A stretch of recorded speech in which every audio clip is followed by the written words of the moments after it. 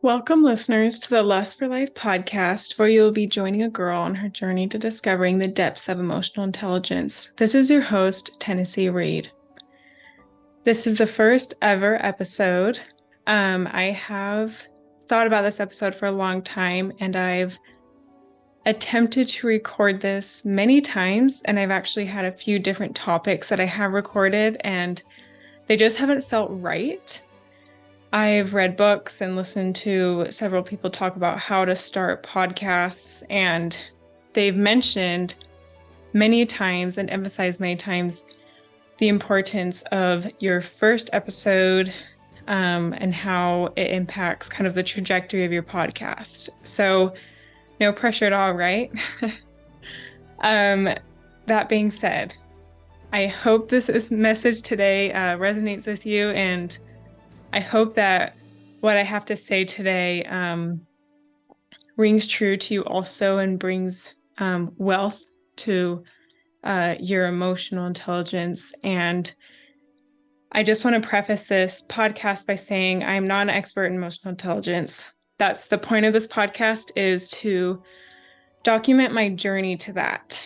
I do feel like I've come a long way, but I have not gone as far as I want to. I want to keep developing that skill, and I want to see how many times I can refine emotional intelligence. And I do believe that emotional intelligence is kind of a broad term, and I might be redefining it in this podcast as emotional wellness, emotional strength. I hope you keep that in mind, that I might be redefining that word. And I think it's something beautiful, and I think it's something beautiful that we can do together. A little bit of a backstory is, I guess we can go really, really back. I always kind of struggled growing up with self-confidence and knowing my identity. I always felt like I was meant for more. I always felt like what I was doing was not enough, which is probably not the best skill to have. What I was doing was not where I wanted to be. I wanted to keep striving. I wanted to keep improving, and that probably was not the best skill to have.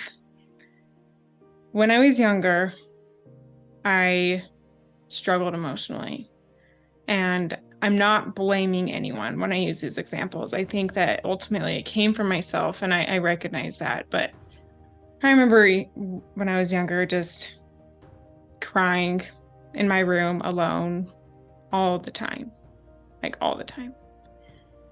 And I felt alone. I felt scared. I felt worthless. I always wondered what my purpose is in this life.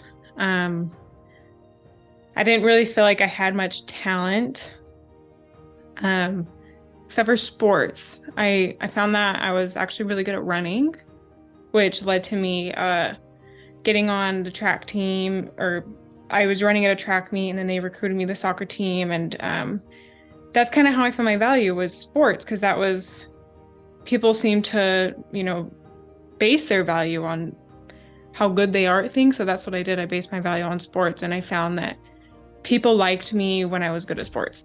But when I was younger, I felt like I was really alone, scared, and worthless. And I was bullied in elementary school. I remember coming home multiple times in tears. I would actually walk home every day from elementary school, and I would just cry because I didn't fit in with the girls. I didn't have the nicest clothes. I didn't have all the nicest toys. I didn't have a cell phone. Can you believe that? I didn't have a cell phone.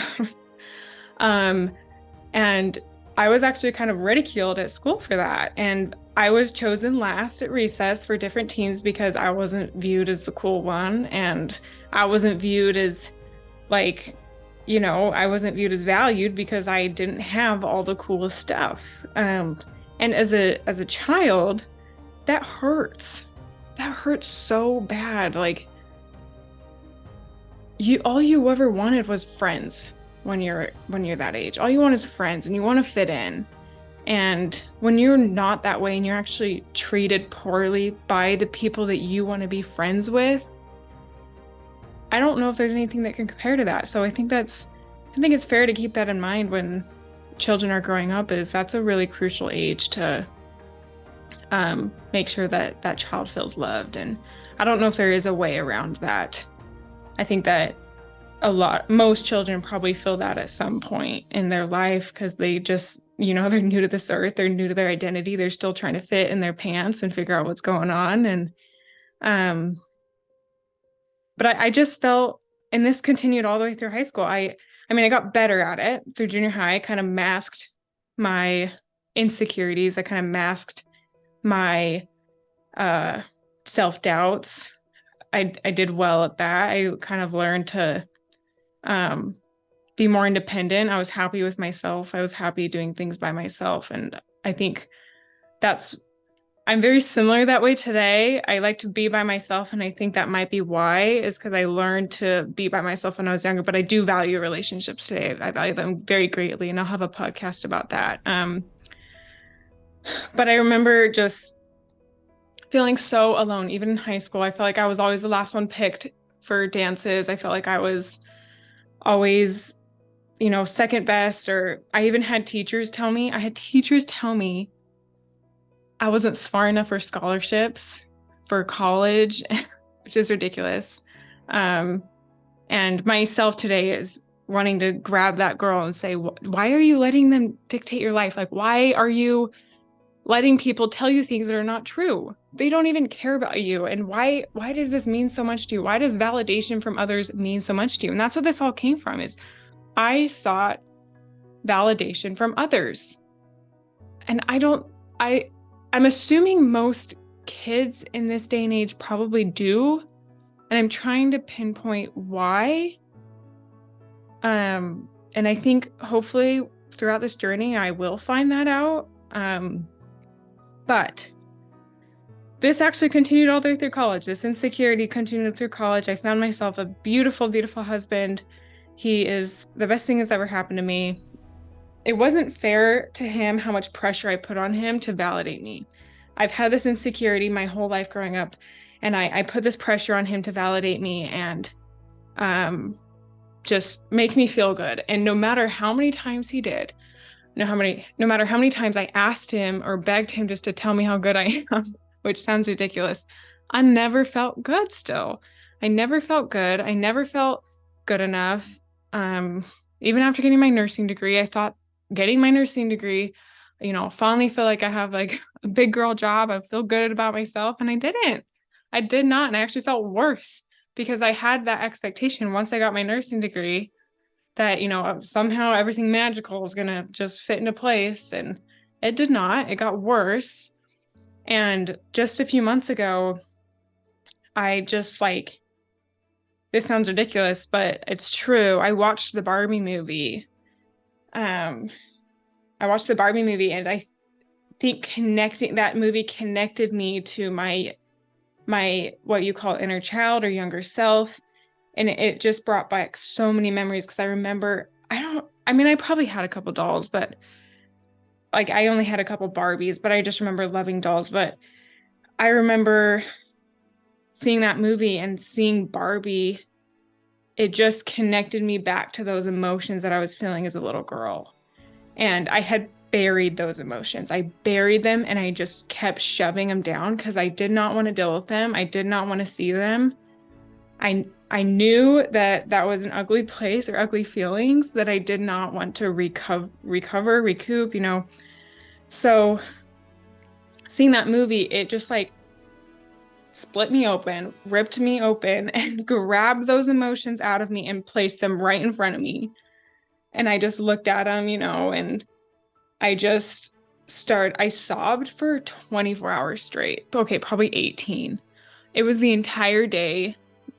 My husband went off to school, and he came back and I'm still crying. I'm still crying, and I could not explain why. And it was because I was processing all of the years of emotions that I just shoved under, lifted up that rug and just kept filling it. And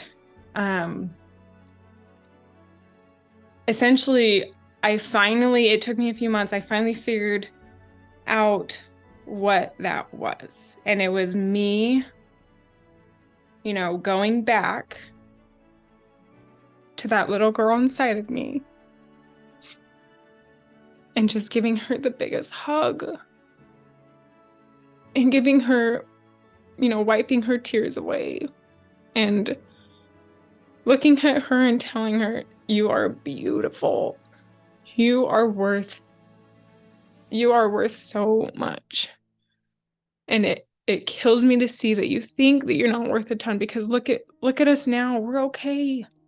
Look, our life turned out good and it's fruitful, and look how much motivation you have, and look how you healed. Look, you did it. Keep going.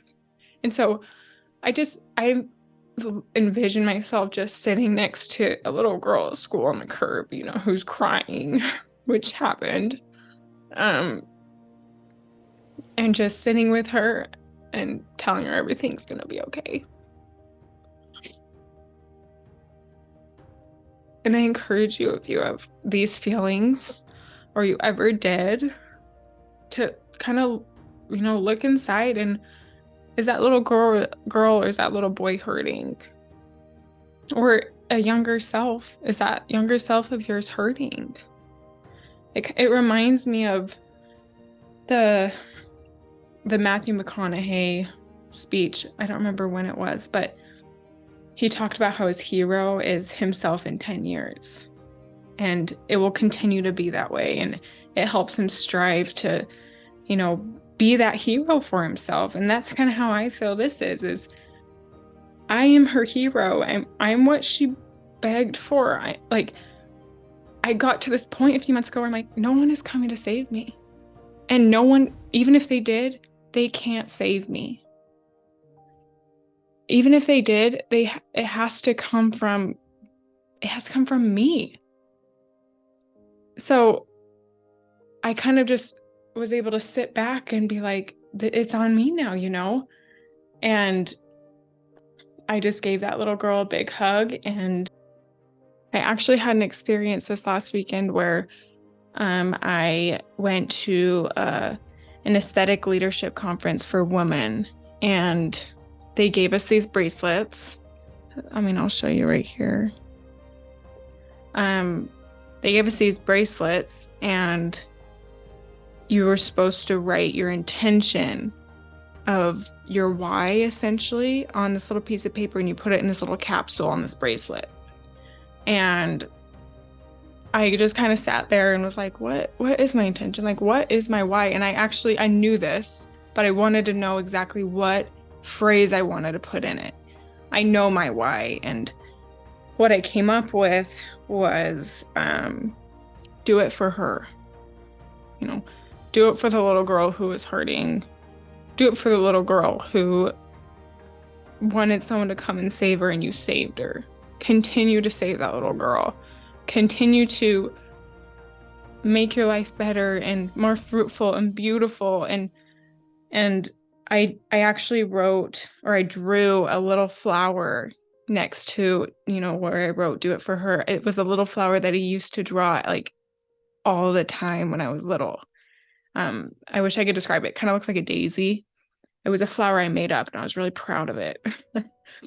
But the message that I wanted to kind of share today overall was, most of us probably were hurting growing up, and we were on different, dimensions of life is what I call it.